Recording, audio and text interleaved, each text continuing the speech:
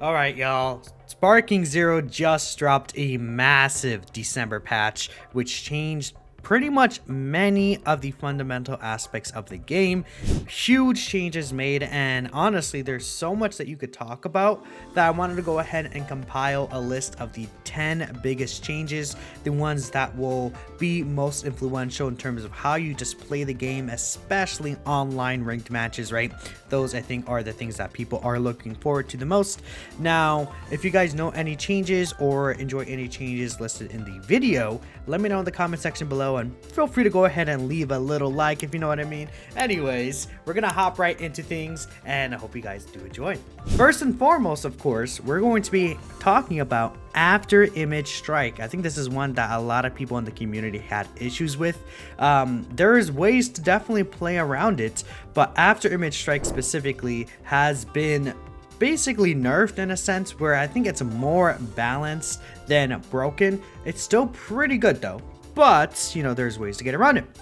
Now, the official change that they listed out is effect duration has been reduced to 10 seconds and will also be removed if your opponent uses perception whilst you are under the effect. So essentially with after image strike, it used to last probably closer to like 20 seconds or something, which, you know, basically if they did half it, that's not only just really good on its own, but on top of that, if perception is used against you, let's say, or you land perception successfully on an opponent who is using after image strike, it completely cancels out on its own. So if your opponent is like 3 seconds in, they get hit with your perception, no more after image strike. I think both of these together really make after image strike not busted because before it just was basically free vanishes for only 3 skill points, and skill points very quickly charge. Even now, skill points you could still accumulate at a pretty nice rate. But now the fact that after image strike there's a way to cancel it and there's more workarounds for it, I think this is really huge and a massive change. Some of these characters, such as Super Vegito, I think a lot of people thought that he could be argued as the best character in the game potentially, or at least up there.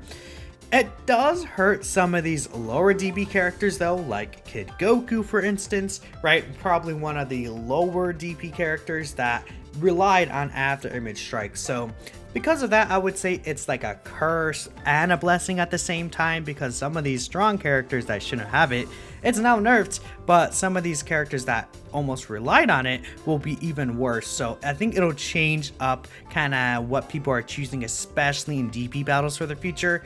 Overall, I would say it's a good change and a needed one though. Now, this next change will make a lot of you happy and a lot of certain players very unhappy. At least the ones that don't actually play the game. Anyways, key blasts have been adjusted. Specifically what key blasts work against, right? And we know there's a lot of players who claim lore accurate gameplay with key blast spam, as we'll call it. If you know, you know, but essentially the changes for key blast is, I think that's the most important thing. You can now move whilst deflecting key blast. So essentially you used to have to stand still to deflect key blast, and then people would like change to ult. It's key blast spam was kind of annoying in that situation, but now you could just move around whilst deflecting it, which I don't really know why that wasn't a thing before, but hey, you know, we move. Definitely like this change. Along with that, the time between being able to fire the next rush key blast after firing the maximum consecutive amounts has been increased, and I assume that's just for all characters. Again, this is different for each character specifically, but basically you can't spam as well as you were able to before. Then furthermore, this is kind of a change to smash attack that is related to rush key blasts.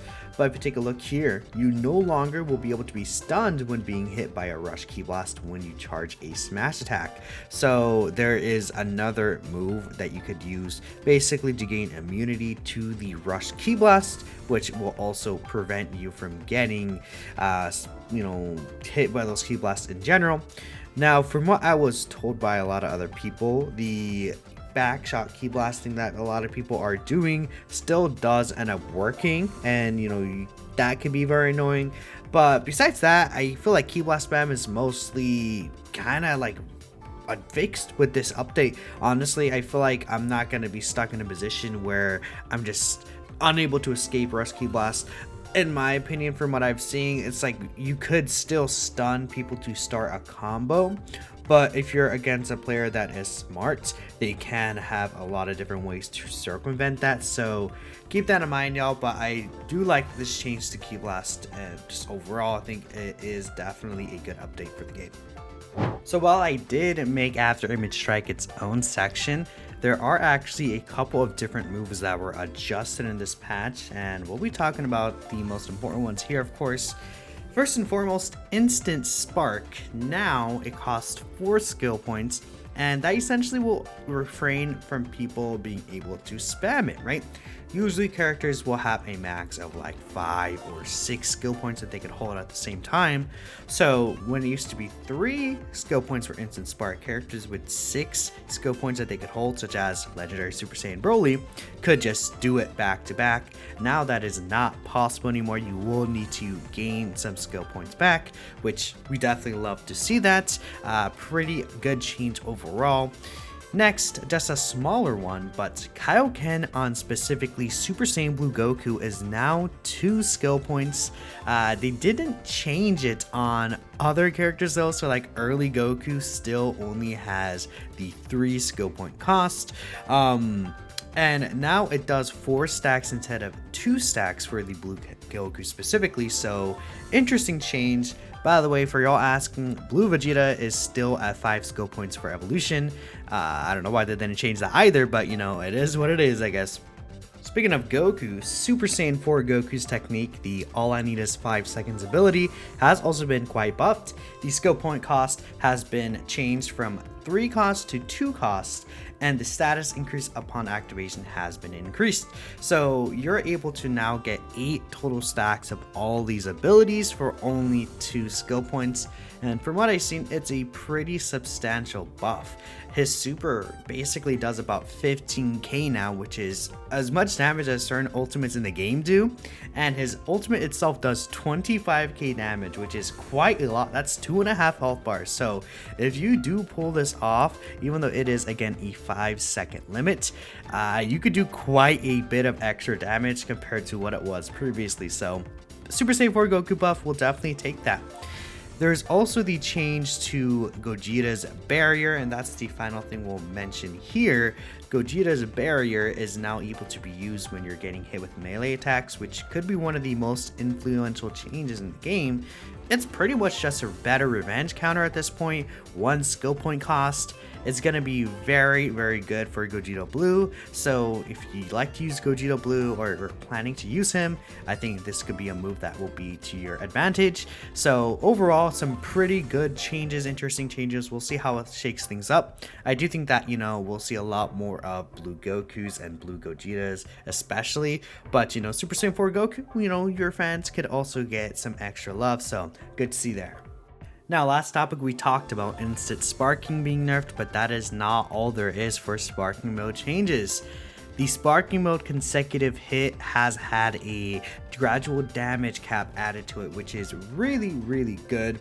Now, to read it exactly from the actual site itself, gradual damage reduction of consecutive hits has been increased. And if you take a look here, when you basically just spam square or don't really do any combos like you see on the screen, basically you do less than a health bar now.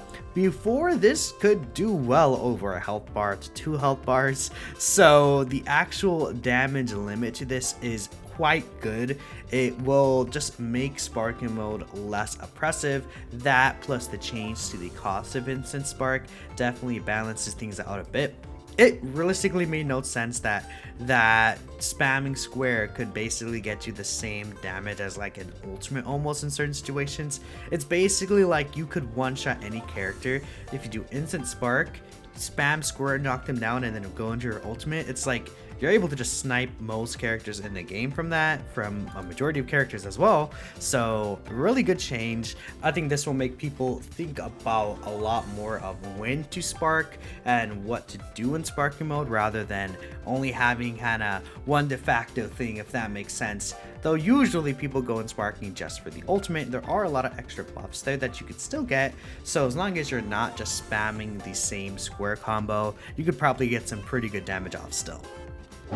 Now they also changed the speed of both Ultimate Blast and Long Range Blast, which is pretty nice, in my opinion.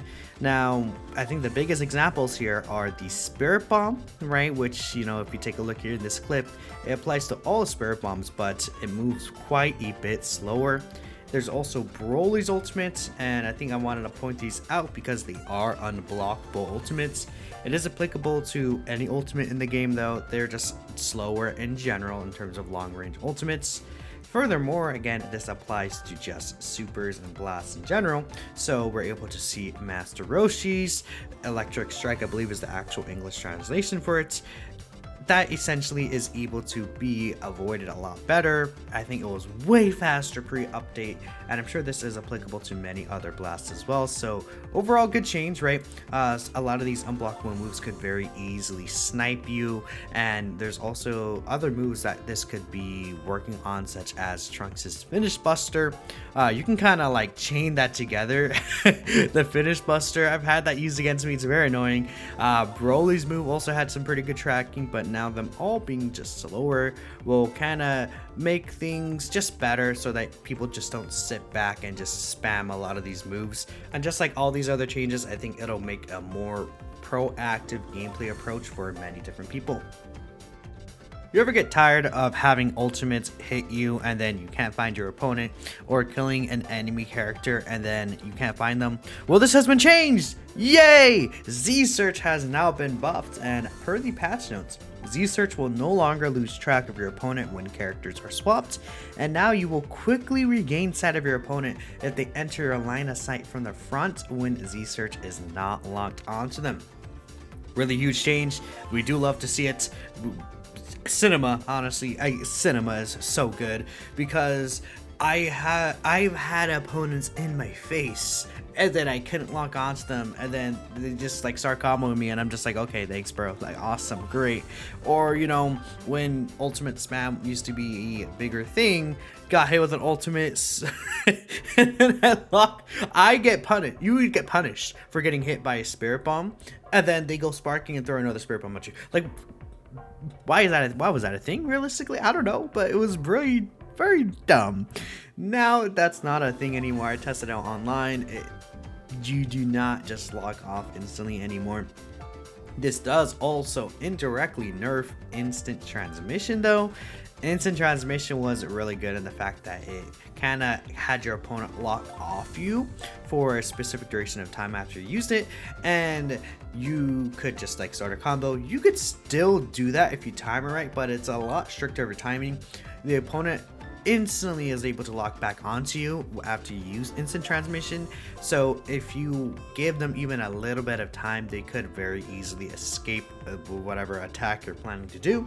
So just make sure that if you're using instant transmission, you kind of know what you're gonna do rather than teleporting and just being like, okay, what do I do now, you know?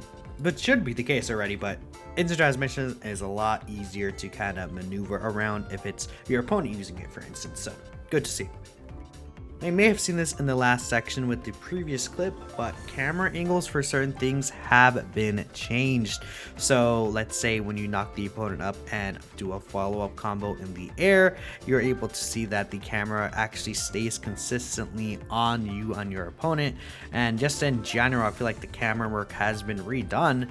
Now this isn't specifically like, let's say, you know, a mechanic for specific gameplay or buttons that you press, but having a more consistent focus on you and your opponent is just going to make things way more better. Along with that, they added different camera options. So there is the camera A and there's the camera B. Now camera A is the typical camera like kind of angle that we saw with Sparking Zero on release. Reminded a lot of people of like a Raging Blast kind of camera angle, but with the new camera angle B, it is very much more similar to Budokai Tenkaichi 3 and even 2. I've seen people say it's probably closer to 2 than 3. It's been a while since I've actually played BT2, so I don't know at the top of my head, but either way, the second camera angle feels so much more like the previous Budokai Tenkaichi games. So if you want to go ahead and gain that experience, you can go ahead and do so. It's just, again, a even closer focus on the actual characters themselves. I personally, from using it, prefer this camera to the previous one that was available, and I don't think I'm ever going to switch back. So feel free to go ahead and check out this change when you pull out the game, because it is really, really good. And for the final big change in this patch, we have the character select screen toggle update. And essentially what you're able to do now is at the bottom of the screen, you'll see that there's a way to toggle the character select screen to being a different sorting way. With toggling this, it sorts the characters more or less by the sagas that they're in. So you go Saiyan Saga to Namek Saga to Cell Saga, Buu Saga, and etc, right? It puts all those characters in those sagas. But on top of that, it also gets rid of all the transformation slots that are shown there. So instead of being its own space in the roster and showing all 182 characters at once, you're able to just see base Goku. Let's say if you go to Goku Super, you click on I want to play as Goku Super, then a separate tab pops up and all the different transformations, including the fusions, do show up there. So it makes things a lot more easier to go ahead and manage, especially, you know, when you're in online matches and you have to only have a certain amount of time to pick your characters. Now it doesn't really, you know, have as big of an issue. I still think they should just increase the time frame that you actually have to select your characters, but this is a pretty good change overall. I think it just makes things way more accessible, and this is something that we kind of were asking for them to do. The character select screen is more or less fine in general. Not the biggest fan of it personally, but the biggest issue was sorting through all those different characters. So really solid change. I think it'll just make you getting into your matches faster and just less annoyance when playing the game is always a good thing. And I think those are basically all the biggest changes that they made to the game, whether it's mechanic wise or just some quality of life things. Overall, the game is in a much better spot than it was pre-patch. There are still some issues that I feel need to be adjusted in the future, again, like super counter timing and things like that. But, you know, for now, it's definitely a huge W. We know they will be having updates in the future. We had that survey that, you know, you could still fill out right now. So once that survey is concluded, I'm sure they're going to take a lot of that feedback and put it in future updates that'll come out in 2025. We know there's 3 different DLCs coming out, and each of them should have their own free updates along with them. Very excited for the future of Sparking Zero, and this is the first huge step for the game. But let me know what you guys are thinking, what you would like to see change in the future. Maybe, you know, I'll make a follow-up video talking about what still should be changed, you know. We'll see. Hopefully they fix that bug, the DP matches one. It was my last uploaded video. It's a huge issue, so hopefully they fix that sooner than later though. Thanks y'all for watching, of course, and I'll catch you guys in the next Sparking Zero video. Peace out.